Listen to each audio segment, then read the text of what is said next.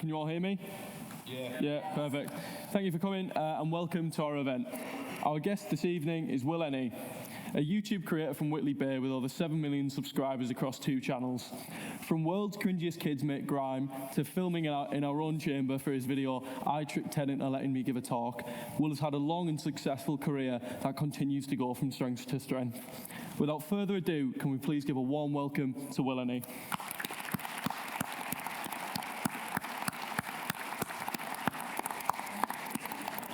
So, start off, we'll go way back. What was it like growing up in Whitley Bay? Oh, it's a lovely place. Yeah, I feel like I was quite fortunate.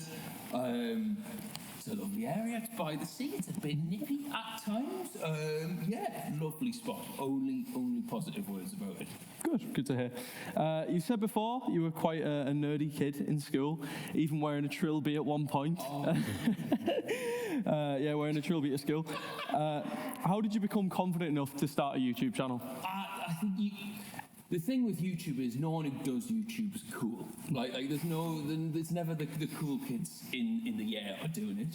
I don't know if I said nerdy, but you know the trilby was had a strange obsession with Michael Jackson around year 8. Yeah, that's what I remember saying. Yeah, I thought he was great. No more comment, he probably would have thought the same. That's age well. But with YouTube, finding confidence, I'll be honest, I didn't really. The whole name WillNE came from, let me just call it something so my friends won't find out. A lot of people by that time were just going by their full name. So I had to then find confidence. I had about 10,000 subscribers, and my mate found us reacting to a John Lewis advert, so then everybody found out from there. But for me, it was just like, let me do this as long as possible until it's at a point where I'm happy about this before I tell people. So it was like, I had to be confident in the product, I would say, before go and come home. So speaking of names, the WillNE channel was originally called Betty Schwallocks. What inspired that name? I don't know. Obviously, you spot around the start.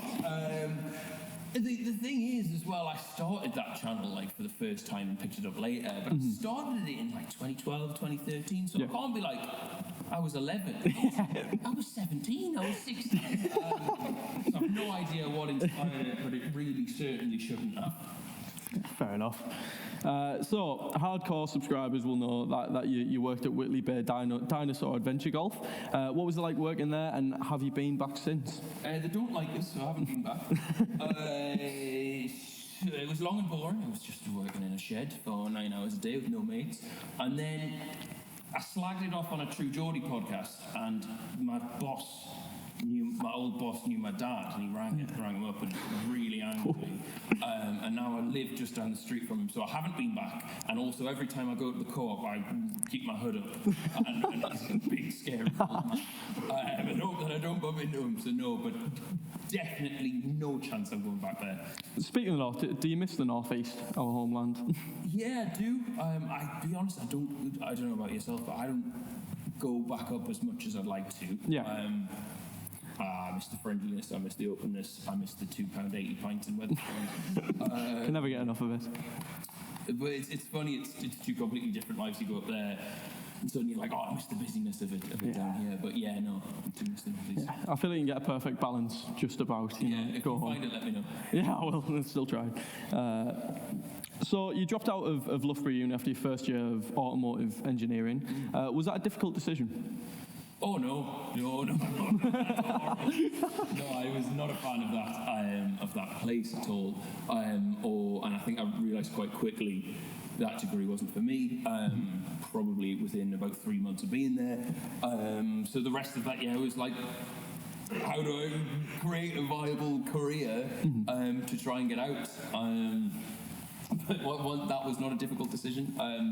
It was maybe one of it's a big leap to take of just being because it's like there was a career path there until I was 60, 70, and my career path now is still kind of undefined. So that's daunting, but apart from when you really know, you know. Yeah, that makes sense. Retrospectively, obviously that was the right decision given the success you've had.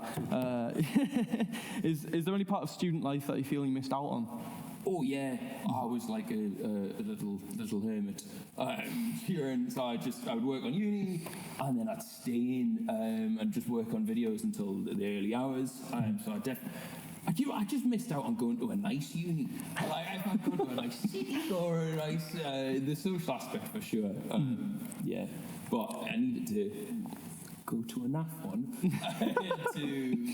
to have the motivation to leave it. Yeah. So around 6 years ago, you made a This Week on the Internet video on Mr. Beast entitled "Bloke Counts to Big Number." What is it like going from that to collaborating with him today? Yeah, crazy. I mean, the disrespect of just written bloke, and it's a him now.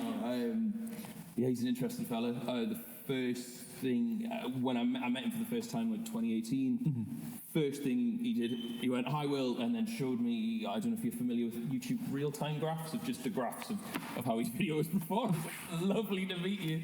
Yeah, he's a really interesting character to just be around. And so you're saying I made a video on him 6 years ago when he clearly wasn't doing much, and then the rate at which he scaled was amazing. Like, to be on a shoot of his now, it's like, I always think going on a Sidemen shoot is quite big production value. Yeah. Jimmy's team is like, there's 50 people and you're so well looked after. And so I did a video with them recently. It was about Last to Touch private jet keeps it.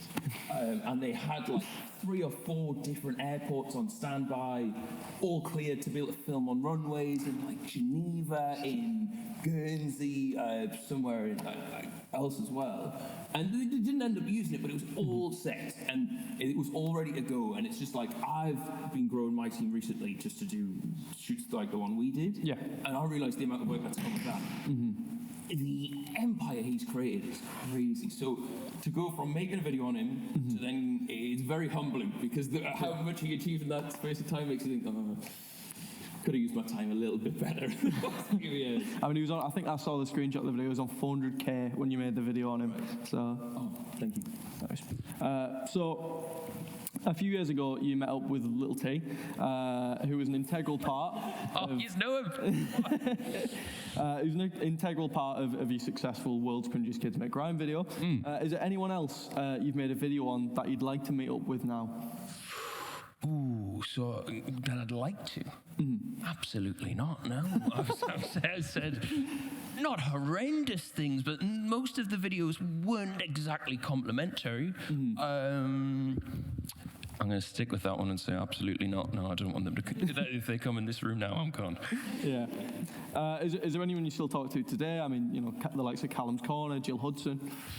Jill Hudson? No, I can't say I do. I went round Jill Hudson's house for tea. Lovely lady. She put a nice cheese spread on. That was one of those moments where you go, I probably shouldn't have said the names I said about her. Callum's Corner. His name, this is like, his name's Sanjay, interestingly, but no, lovely man though. Yeah. So, in 2018, Vice News labelled you a self-made entrepreneur. Is that a label you identify with? I would feel like the entrepreneurial aspect of that it comes with this job is definitely my weakest point, so it's not something I'd label myself as, like, certainly foremost. But I'd say it is a necessary part, so maybe yes. They also called me a few other things, that article. Lonely being, I think, the one of them, but not hugely. I mean, yeah, in that article, they said that you described YouTube as a very lonely or hugely lonely job. Is that something that's changed now? Yes, yeah. So it used to be you could get away with, you'd stick a camera down and just chat waffle to it for 10, 15 minutes. I think now the bar's been raised constantly. So you've got to leave your house, and you've got to do interesting things. And to do really interesting things, you need talented people around you. You know, people with skill sets that you don't have. So now I've got people to talk to. I've got an office of about 5 or 6 of it, and I'm not as much of a recluse. Yeah. So, yeah, speaking of the team you've built, how have things changed for you since you've built that sort of bigger professional team around your channel? Oh, honestly, hugely. Just the scope of videos we can pull off now. So for context, over the last year, we've hired just my brilliant producer, Abigail. She came from working in TV, and that was quite nice because it was like we had a small team before then, but suddenly we learned on like how it works in the really professional world and how people actually do it. And we kind of looked at, the world of TV and how they run things there, and we thought, this works for us, let's take this, whatever. And then you also look at the things that don't work for you. There's like a lot of red tape in TV, I feel like, and we kind of like to just get shooting. So it's just been a blessing in terms of building that team, to have the ideas you want to make, to then just be able to go and do it. It's been a real privilege. Yeah. Your current content is sort of much in the current trend of big budget, big ideas, and some of that, it almost seems to resemble more of a Top Gear special than some of your earlier content. What are your plans for the channel moving forward? I would say more of the same. I feel like what I've probably been guilty of over the last year or two is being a little bit lazy in the fact of, let me perfect a video before I post it, and not really hold myself accountable in terms of getting a video out more regularly.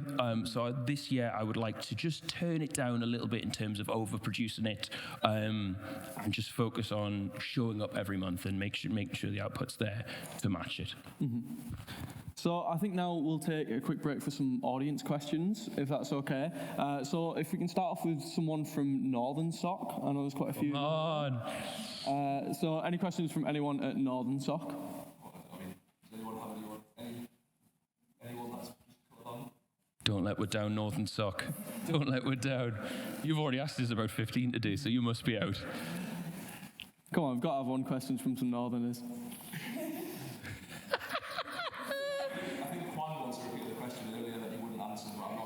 Don't you dare. Don't you dare ask me that question. We'll go for a more broad one then. If you can get a mic as well, yeah. Thank you. He's got a big booming voice. Spoke about this a little bit upstairs, but not there else here. But kind of, how do you think being sort of northern in general, or sort of coming from, Whitley Bay and that, has that changed your career in any way? Not so much necessarily has it affected how you've been treated by other people and things like that, but do you think you get any different viewpoints on it, or you see different? It certainly gave me an identity. It certainly gave me a little way to stand out, as there wasn't really, anyone from where I'd done it that done it on a scale. I suppose Ryan had done it, but in terms of being treated differently or anything, not at all. It was maybe just the scene was missing somebody with our style of crack. There was just maybe a little hole to fill, but I wouldn't say hugely.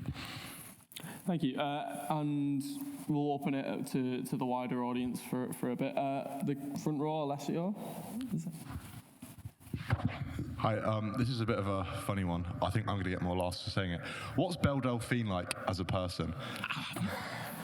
I don't know. I've never met her. I feel like we've never really crossed paths. I'm a bit scared.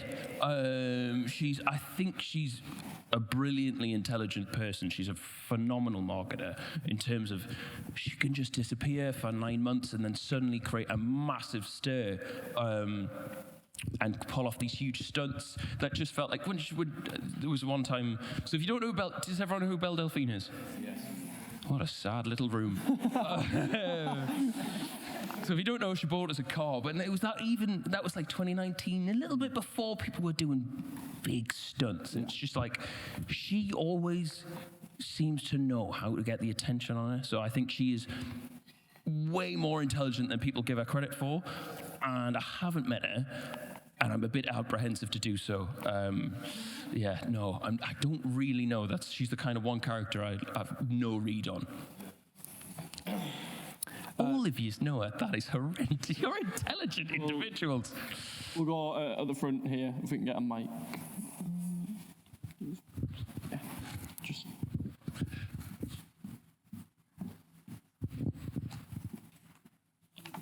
The same question I asked George, which was, is being a YouTuber actually that good? I can't say no to that because it's an incredibly privileged job. I think not to give you a cop-out answer as well, like I get up every day and I sit and talk to a camera and I post a video. Like I feel like it's a very enjoyable job. It comes with drawbacks, and I feel like it's easy to. The real drawback is measuring your self-worth by numbers, and it's like I've been in a position before where the way I look at myself that week is, did that video do well or not by my own, made-up standards? And that's naff. But as soon as you can emotionally mature and pull yourself out of that, it's still fun. It's still easy. Well, maybe not easy, but it's still. Yeah, I consider myself really, really fortunate to be able to do that Monday to Sunday. Go here, just on the front row, nearest to me. Sidemen or beta squad? So I'd probably I would watch a beta squad video instead of a sidemen video, purely because they're just really long. I think beta squad is like give you a snappy 20 minutes, whereas a sidemen one is like you've got to commit to it to an hour. You know what? I'm going to bottle it. I'm going to change it back to sidemen. I'm going to say sidemen. This is close. We'll go second row here, please, if you can just. Thank you. Are there any plans completely outside of YouTube that you'd like to pursue?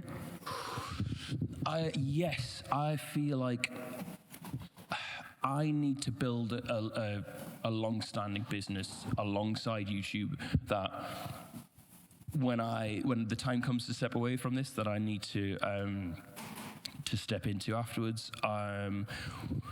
And there's kind of two routes I want to go with it. It's either build a product to sell and run that business after this is done. But I feel like my passions are still within creating content. So outside of me making YouTube videos, I would like to create a company or like a production company to help the next generation of YouTubers. I feel like my skill set lies more in direction and production than actually being the one on camera. So my plan for after YouTube is to help other people create online content. Just the front row here. Yeah. So 2 questions. First of all, have you considered doing influencer boxing? And if so, who would you box? So, we've just talked about this upstairs. I'm horrendous with blood, like awful. I suffer from a condition called, not boys, reflexologic seizures. So basically, when I see blood, I pass out. So in the unlikely event I was in a boxing match and I was winning and say I burst someone's nose, I think I'd be in a bit of a sticky predicament. So no, I can't say I ever have, but I'd take someone small. Ryan's toy reviews, we can go really small. Let's not cap it there for sure. And on the back of that was going to be a question I was going to ask you, but I saw you were watching the Misfits inaugural tag team boxing. Yeah, sure. So who would you want as your tag team partner? Oh, True Geordie. Anyone bigger? Dal Riley. Dal Riley. I mean, if I can take Anthony Joshua, well, I'll take him. Yeah, and then I'll just not tag in. I'll just stay behind for sure. Mm-hmm. Have you got any more questions here? Yeah, just there. Hi, thanks for coming to speak to us today. I was just wondering what Stephen tries like on a night out. It's not good. It's not good. He's a shambles. He's the most brilliant man I know. You'll speak to him and you go, I don't understand how your brain works that fast. Mm. And he has a couple of drinks and it all goes to shit. He's the biggest lightweight I know. And as soon as he's had a couple, he's like hanging off your neck. If he's coming, don't tell him I said that. I don't want to embarrass him. It's a shambles, honestly. It's embarrassing to be around the amount of times I've had him. The first time I met his girlfriend, I didn't talk to him the whole entire night because he was paralytic and he couldn't get a word out. So I got to know her very well. But a shambles, mate. An absolute shambles. So I think I'm going to have a few questions from me now, but we will come back at the end. So if you think of any questions at all, just save them up and we'll come back to you. So what are your thoughts on the notion of the Mr. Beastification of YouTube? Yeah, it's a little bit of a shame in a way because it's, and I wouldn't necessarily 100% attribute it to him. It's basically YouTube over the last 2 or 3 years has shifted, and you really have to prioritize your average watch time. So you have to keep people on that video as long as you possibly can. And there's no longer room for like just little snippets of slower paced content if you really want it to perform, since they put that much more emphasis on it. So it's a shame because that's led to everything kind of feeling very cookie cutter. It all follows the same template. But in another way, it has pushed the bar further up of people can't now, just make a daily vlog with no structure to it on without planning anything too interesting to watch. So it has its, its pros and its cons because it's definitely improved the general level of content on YouTube. For a video to do well, it has to be better. It's just a shame that there is very much a blueprint of how to make that video, and a lot of the videos feel like you've seen them before, even if it's a brand new concept of you've never seen the person. Yeah. So your girlfriend Mia is also a very successful online creator. Apart from having Premier League footballers trying to slide into her DMs, what's it like having a relationship where you're both creators with big followings? It's good. It's good. You spend a lot of time together. Getting the office was nice. Seeing the look on her face when Trent DM'd her was, I was like, Trent Alexander-Arnold slid in her DMs, and I was like, let me take a picture. It's funny, let me tweet it, but I had to be like, well, you could smile a little bit less when I take the picture. Yeah, it's fun. I mean, personally, I like to keep things quite private. Yeah. I will make videos or whatever, but I don't like personal life. I'm not a fan of going on a podcast and chatting stuff about the relationship. So I keep as private as I can, really. But I mean, it's all out there, isn't it? Mm-hmm. So speaking of sort of privacy. Nowadays you're getting stopped on the street, and even in the early days, you said people would turn up on your mum's doorstep. Do you feel like you're happy with the level of fame that you have now and the level of privacy that allows? It's certainly manageable. It's certainly it's not like. So I've lived in London for the last 6 or 7 years, and it very much depends how much you get recognised on where you are. So I used to live in Canary Wharf. I never, ever got recognised once by anybody with, a shred of self-respect. But then you go to different areas where it's half term, and then suddenly, it's a lot busier. So I find it really manageable in that way of just if I'm feeling like I don't want to get recognised one day. It just depends on where you want to go. But especially compared to some other friends, walking around at a football match with Harry, Rota Shaw, he's just. I feel like people just spot him a mile away, and so it's like I see. Sometimes I'm I see that, and I'm like, I've got 10% of that, so it's super manageable. It's a privilege at the same time. I mean, we had Memulus in recent weeks. Come on. If you could go back and keep the level of sort of success you've had and wear a mask and have that sort of privacy, would you do it, and why? No, I don't think I would, because I don't think it really impacts my day-to-day that much, and I would say it's far more positive for me than it ever has been negative. A lot of people shout at us in the street and say, square head or things like that, and that's the only time where you want to wig someone. But no, it's quite nice, and I feel like if I'd worn a mask, I couldn't have made the content I wanted to. So I'd keep it off. But I'm amazed he's managed to keep it going this year, and he's got the anonymity he always wanted. I respect that just the consistency to keep it up. Did anybody here see his face when he's good? He's really good, yeah. I think it was just me and Sal, the speakers officer, who ended up did you? So. What a privilege. I know, it was good. It was a really enjoyable event. But so what have been your best sort of fan experience or interaction you've had, and maybe one of the worst? One of the worst is the one you referenced earlier. I woke up like 5 a.m. Christmas morning once, and someone was like throwing pebbles off my window in my parents' house. And for the good ones, I always like maybe bumping into someone and they knowing who you are too. So it's like sometimes I bump into, I don't know, like it's just a new YouTuber and you're like, oh, I love their work. And then they're like, oh, I know you. And I'm like, oh. A little mutual recognition. Yeah, that's it for sure. But not a huge amount that stand out. So what was your favourite video that you've ever done? Your favourite video to make? The one we shot in these chairs right here, the one you walk through the doors. You did it in a couple of takes. So we did a video recently trying to get me on stage at a TED Talk, giving a TED Talk about a topic I had no idea about.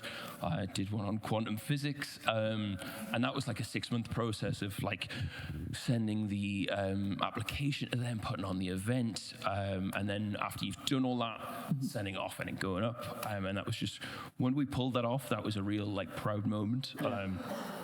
And then we made one 2 months before that where we went to Vietnam, which would never have been in the realms of possibility a couple of years ago. So those two, definitely, for sure. Do you get many that sort of, you have these big ideas and you put all that work in and it just doesn't come off? Yeah, 100%. I mean, it's a shame because really the way you should think about making a YouTube video, you should always think, how am I packaging it first? It's by far away the most important part of just the career, of just how does that thumbnail look? Does that title make, is there a curiosity gap between seeing that presented to you and watching the video? Sorry, my mind has wandered. What was that question? Are there many that fail? That just sort of yes. Yes. So sometimes you have this great idea and like it'll make a great video. Like I once wanted to collect the best like YouTube artifacts of all time. So I found JJ's old Lambo and like PewDiePie's 100mm plaque, and that felt like we were making a great video, but it was impossible to package. So you invest loads of time, loads of effort, and a decent chunk of cash. And then if you can't package it well, it's sometimes rendered almost like worthless compared to other videos. So it's a shame. It's that kind of like a poison chalice. Yeah. I mean, you mentioned the video that you shot here. There were quite a few takes on that. I think we got to something like 20 or 30. All because of you. I know, it's all my fault. I was slowing the production process down. What was the more sort of difficult video to shoot in terms of these big budget ones? Definitely. So we went recently, as I was saying, we went to Vietnam and we did a road trip from the north to the south. We realized halfway in we were just doing the Top Gear Vietnam trip in reverse. We basically did everything they did, but that was very much one where it's like you're in a foreign country, and I know vaguely of like how the challenges look, and you've got to make it to certain parts, and it's just like making it to certain parts of the country. There's a lot of moving parts, so if one goes wrong, you're like the rest of this week is not looking good. But we managed to pull that off smoothly, but that was definitely the most stressful one. So I was someone who's a fan of Mikey for quite a while, even before your editors. What's it like having that sort of someone who's naturally quite funny as well to bounce off of in those videos like that? He's amazing to have around. I think YouTube's very much like it's a people business. You need the right people around you, and I've been dead lucky to have him for the last 2 or 3 years. He's an incredibly talented storyteller, mainly in the edit, and then to be able to chuck him on camera and he be me right hand man's been amazing, but no, to have him it's been amazing. He's a very, very talented man. So what has been your favourite influencer event that you've attended? Oh, I don't love them because they're terrifying, but a good Sidemen charity match was when I'm not playing, when I'm off and I'm not scared. Yeah. Simon Mini-Minter's not running past us. When I'm nowhere near Tub Jizzle, they are the absolute best because I feel like that's when you really pick like up the size of the audience and how much it means to certain people, and to just physically see that many people, they're always the best ones. I feel like the boxer ones, they're just a bit tense. Yeah. I feel like people really care about the storyline there. Love a good Sidemen charity match. What was it like getting to absolutely leather rice gun with the slide tackle? It's 4 years on, it's still a career highlight, which is sad. It's a highlight reel. Yeah, we were just discussing like in the group chat like a week before of like whoever kicks it is getting the biggest cheer of the day, and that day started within 2 minutes. I'd pretty much scored an own goal, so I was just looking for any shot of redemption, and I just saw this big gangly man running through. I thought, I'm going for him. Yeah, career highlight. Sad state. What's your YouTube five-a-side team, if you could make one out of all the people who've been? Yeah, and I don't have to play on it? I'd say you've got to put yourself in one position, at least. For God's sake. Okay, so in goal, do you know Kieran Carlin? Yeah. Another former editor of the WillNE channel, like a cat. And then I will put myself as far back. I'll put myself left back. I'm going to fill it with Chris MD.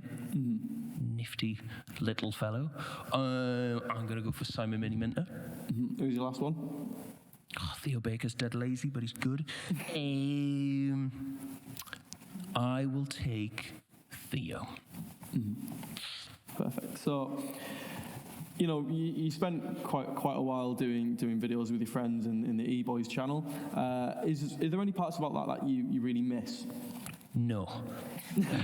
Not one. Well, no, I don't. No, it was a faff. I watch them back and I enjoy them, but I don't miss. I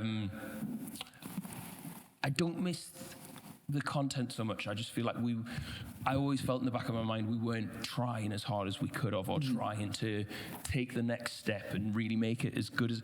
I feel like it had potential to be bigger. So when we recorded, I was kind of frustrated that we weren't making it bigger. But I do miss recording with the guys for sure. Do you think that would have thrived a bit better had it not been about during the middle of the pandemic as well? Maybe, yeah. There was certainly some difficult times where we couldn't get in a studio together. But I mean, it was born because of the pandemic, and a lot of it was just us sat at our desks having a good time. So yes and no. Best and worst player in the E-Boys Pro clubs? George was harmless, but he was horrendous. And James was brilliant, but incredibly selfish. And Alex is just the stroppiest man you've ever met. So I'll say James best, George worst. Speaking of James, he's coming through with a really successful music career. What music do you listen to when you're at home? Ooh, I'll be honest, I'm partial to a bit of liquid drum and bass. Do you find yourself, I always get stuck in do you have an on repeat in your Spotify?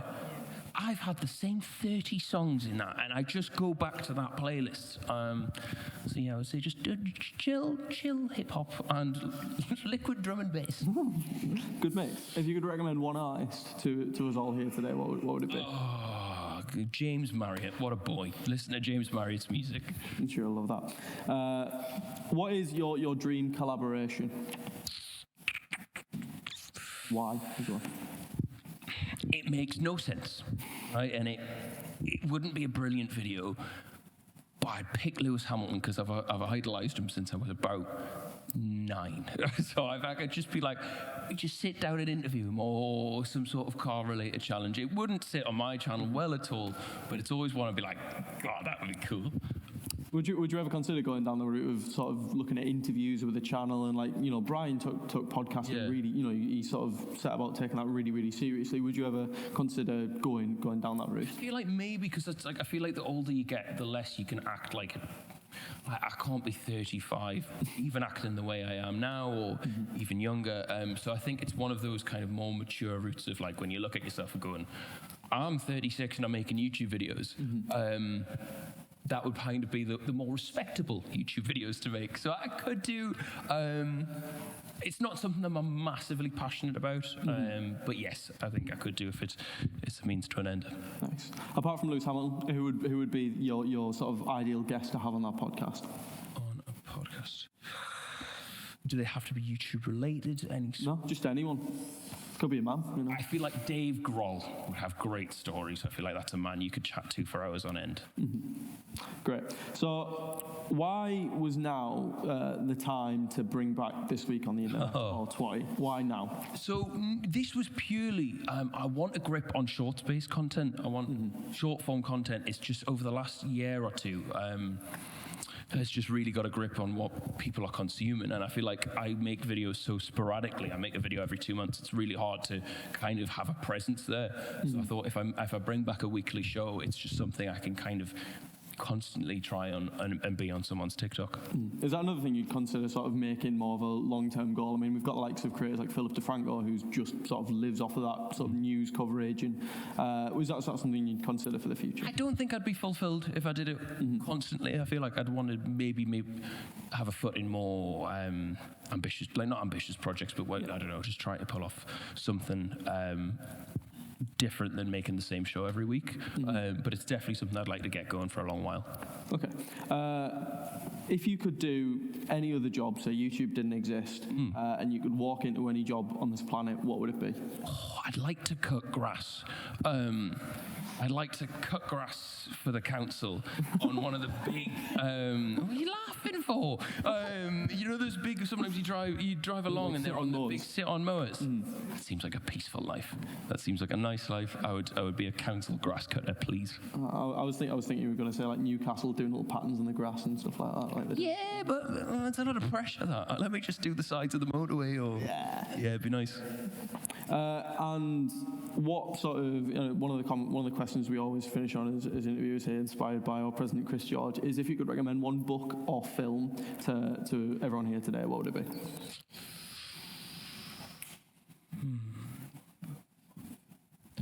I'm going to recommend a YouTube video instead. I would recommend Ryan Trahan's Penny series, purely because in a world where YouTube has become so about spectacle and whatever, he made a really good 30-day series with very small budget and just impeccable storytelling, really successful. So I would go that instead. Perfect. We'll finish on some questions, so I hope you've all got some saved up. We'll go to the audience just at the back there. Hi, I will not ask you the question I asked you upstairs. Who is your least favorite sideman? Ooh. Oh, God. Say most. You know what? Ethan. It hasn't come out publicly, but he refers to me as plant pot because he found a picture of it. I don't know if he refers to me because my head is the same shape as this plant pot. And it's, when someone has an insult for you and you've got no answer to it. What am I supposed to say to this plant pot? I'm going to pick Ethan. Yeah, just here.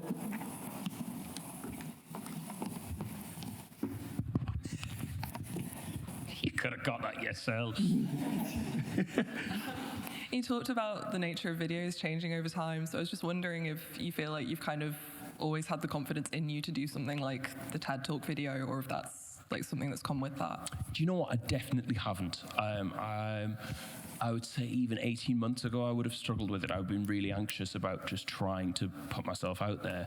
And that's what's quite nice about this, the way YouTube's gone, is because you've always got to go bigger and bigger, you're always expanding your skill set and what you're comfortable with. So definitely wouldn't have been comfortable with it, and even as much as a year or, a year and a half ago. Yeah, just down there. Hey, Will. Hello. I wanted to ask, during that period where you were sort of doing more like spectacle content, and also where your audience just grew a lot bigger, I was wondering if you sort of struggled with sort of maintaining the same like level of connection and intimacy with the audience? Yeah, definitely. it's something I probably struggle with now as well, because back in the day, 2016, 2017, when you're just making videos, chatting mainly your opinion, I feel like people know you a bit better. They know what you feel, you know, your values on things, and you kind of have that shared topic to talk about. And then suddenly, as soon as you go, let me put 2 months into a video, let me disappear, and you don't know if people are going to like this little project or this challenge you've set yourself. Yeah, I feel like, yes, and I still do. I feel like there's probably less of a connection when there's probably less of me in my videos than there was 5 or 6 years ago, which is a bit sad, but yeah. Second one? Yeah, go ahead. Absolutely not. I was inspired by someone in the audience, but what is Rotashaw like on a night out? Keep it legal. I can't see. He's good. He's good. He can drink a lot more than I can. Sometimes when he does, though, his eyes glaze over and he's there is like horrible insults. So sometimes you can just see he gets like the look, and you just have to give him a wide berth, or he's going to hurt your feelings. So I've just been thinking about the Sidemen, and if you could make, you know, those sort of back in the day, a lot of YouTubers had houses where it was very much a thing that they'd all get together with the Sidemen house. There was the tower, the BT Tower or something like that. BT Tower? Well, one of the towers in central London was just full of YouTubers. Oh yeah. If you could have say about five friends to live with, who would it be? And it can't be the E-boys. None of the E-boys. They can't be far away. I've got it. Okay. There can be anywhere you like, just not the E-boys. Friends to live with. I would take Stephen. I've got to pick 3 others. I don't want to. I'm not picking any of the E-boys. Got to love them, but no. Oh God, I'll take. Well, Freezy lives one floor, the flat above me, so I'll take Freezy. Harry lives in the same building, and do you know Reeve? Yeah. Reeve is he's sculptured, like he's carved out of stone. So if I lived with Reeve, maybe that would push me into going to the gym more, and you know, I would eat healthier. So if I could wake up and look at Reeve every day, I would be a better man. Any more questions from the audience? We've got front row here. And then afterwards we'll go on to you in the white top. What is the weirdest fan interaction you've ever had? So that one where someone was throwing stones off, that was pretty strange. Like, yeah, we're just waking up 5 a.m. and just hearing ping, ping, ping, and looking down, the dog's going mental. And I was like, oh, I'm not going downstairs. I was like, Dad, can you go? They're going, yeah, they were asking if they could see WillNE. It's Christmas? Go on. Bizarre. Any others?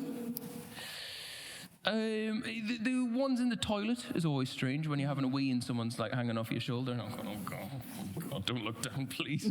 I met WillNE, his cock was tiny. No. Yeah, they're always strange. You look like an E-Boys fan. Is that an insult? I was going to feel bad for asking you my question, but now I don't. I have 2. One is, do you feel like you have a unique selling point? And the other is, fuck, marry, kill James, George, Alex.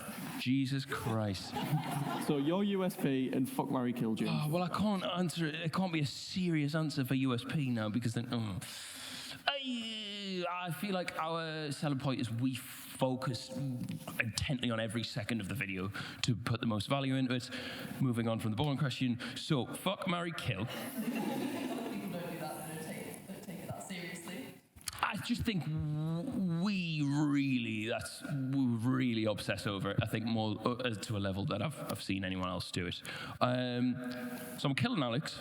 Oh God. I'm gonna kill Alex. Mm-hmm. I'm gonna fuck George. That's the clip. You don't have to look him in the eye whilst you do it, because there's nothing. It could be anyone under there. And I'll marry James. I reckon he'd treat me nice. He'd sing you to sleep every night. He wouldn't ask for that, but. Right. Any more? Over this side, we'll go the nearest first.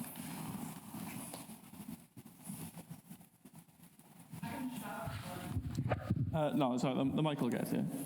I respect the confidence, though. Hi.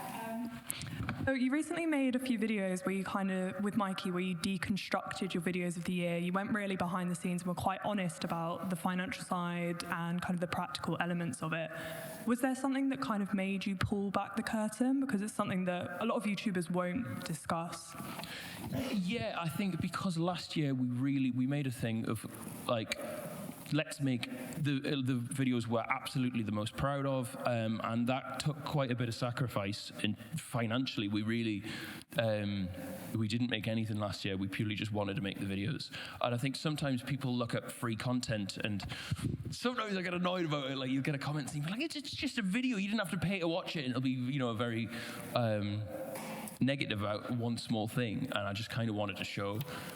Well, there was just a lot of effort from the whole team in videos last year, and I wanted to just kind of shine a light on different people's roles or what it took to pull those off, because I don't think it's immediately obvious sometimes when you post a video.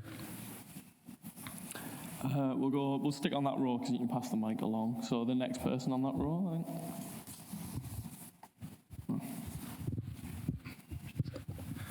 If you're going to start YouTube again from scratch, say all your socials get deleted, you don't know anyone in the space, how would you go about starting again to get back to where you were? So my main focus was, as soon as it's off the ground, it would be to hire people, to put that money straight back into hiring people and building a team instantly to scale. You really need just as many people. This is kind of a job where you find yourself spinning a lot of plates and being head down in the day-to-day and not getting your head up and looking at, okay, what does this look in 3 or 4 years? So if I was to start again and to try and make a career out of it and build something, I would want as many people on board with me as quickly as possible. And was there another question over that way? Yeah, if you can go. Hi, so you mentioned the kind of like shift to more high-produced videos in the past few years, and people like Ryan Trahan, all that kind of like group, Max Forshall, all of them, who are doing quite similar type of videos.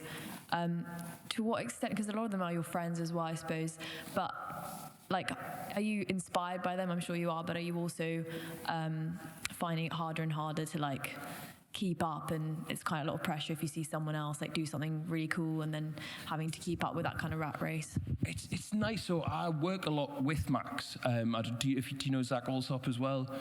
We get together and we will just put all of our ideas for our next 3 or 4 videos in front of each other, and we'll like really quite brutally be like, I don't rate that one or whatever. So not really. I think if you'd asked me that question 12 months ago, I would say yes. Sometimes you look at like Nico or Milana, that man does things I can't understand how he has the bollocks to do them. But with Max, we work a lot together on our ideas and kind of help each other out. So not usually, no. And we'll go to the front here. Yeah. I can speak as well. If the microphone picks up for the stream. Understood. So, sorry. So, kind of as viewers, we don't get to see what's going on behind the scenes. Are there any beefs that you can, well, actually, not that you can text about. Are there any like beefs that we wouldn't know about as viewers in the UK YouTube scene? So, like in the Sidemen, does anyone not like each other? Like that. Or do you want to? You can tell me after. It is. Absolutely. No, I can't tell you that. No, I'm not answering that. No chance. But not in the Sidemen, but yeah, there's loads of little, of course, yeah, people rub each other up the wrong way, for sure. Have you had many? There's people, yeah, for sure. There's people that get on my nerves that I haven't been public about, for sure. But it will remain that way. Yeah, just here. Hi. You've mentioned Ryan and the Beta Squad as well. If you just had to pick one channel, what's your favourite channel to watch? Completely opposite to that. Are you familiar with a man called James Alcott? Rings a bell. He makes a football channel. I like watching stuff that's nothing like what I make. I feel like when I make my videos, I watch it 100 times. I don't want to watch anything realistically similar unless I'm looking for inspiration or whatever. So James just runs my favorite football channel. So for now, I'll pick him. There was one, yeah, just here.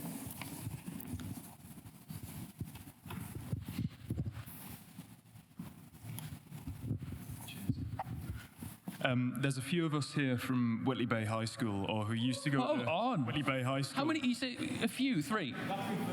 Honestly, you'll be the entire quota. They'll be talking about you all year long. I just wanted to ask, do you miss your time at high school? And if you do, what was your highlight at Whitley Bay High? Oh, yes, loved it. Whitley Bay High was great. I stayed next to a year that I shouldn't have. I would say my highlight would be certain teachers. So did you have, what do you study? Here, linguistics. Okay, maybe not. Did you, if you had physics teacher, Miss Huntley, she was one of my absolute heroes. Did you have Miss Hepton? English teacher. The guys over there brought her up. Really fancied Miss Hepton. Don't tell me. It's just a lovely spot, man. It's a nice life.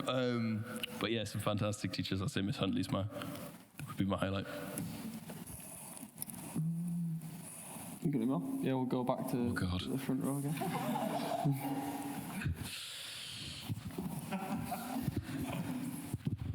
What's your choice of pint? This is, I hate saying this, but I really love a pale ale. I like a punk IPA. I've become one of them craft beer drinking wankers. Yeah, I love a pale ale. What about you? What's your choice of pint? I don't drink anymore, but... Well done. We'll take 1 or 2 more if we've got him. Is that a hand there? Sorry, I feel like I've really brought down the level of intelligence in these talks. Don't worry. Bill Gates sat in here, yeah? Yeah. Wonder what type of pints he drinks. I think I'm going to prove your point here. If you were selling bathwater, how much would you sell it for? If I were to sell a what? Bathwater. If you're selling bathwater. Delphine? My bathwater. How much you offering? Well, depends on the offer. Tell me bathwater, man. I'm not. Well, you can't give it away for free because then more people take it, right? And you don't want people buying your bathwater. £1 million. £1 million. So if someone offered you 500k, you'd say no. All right. Shit. And the front row again. To be intellectual, someone asked us the other week, I can't remember who, what's your thought on the socio and economic state of the world at the moment? I think George looked at him and just went, no. Oh, shit.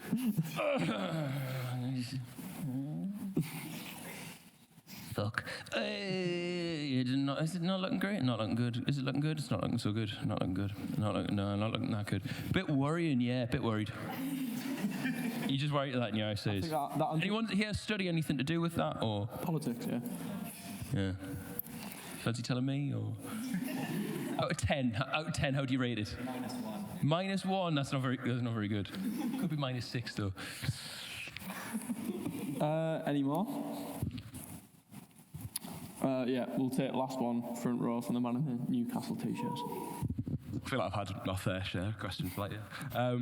You were talking a bit earlier about what you would like to do after YouTube in terms of like sort of training and things like that for like people wanting to enter the field and stuff like that. And I feel like this, we're seeing a lot more people who have been like big professionals in the field, whether that's in more like fields like this with like videography, journalism, things like that, and they'll go back to a university like here on Newcastle or something like that.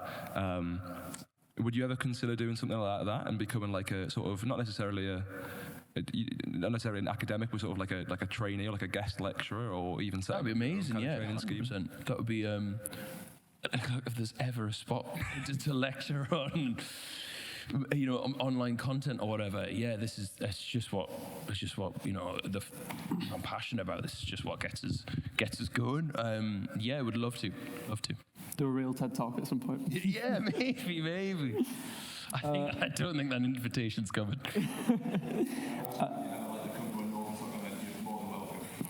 You're always welcome at the Northern Sock. Come on, the Northern Sock. Yeah, Bambino. He doesn't have to be invited. And we'll end with one from me. If you could sort of, if you were admitted to Cambridge University and you could pick one subject to study, what would it be? Right, one subject to study.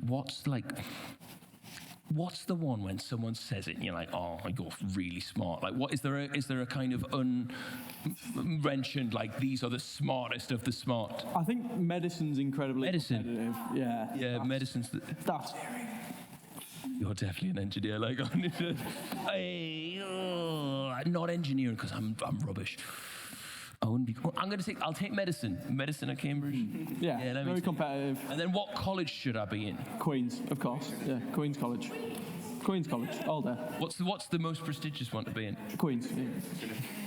Trinity's that the one with all the land? Yeah, that's the one from... You can go from here. I'm in Trinity. I feel a bit like a Death Eater or a Slytherin.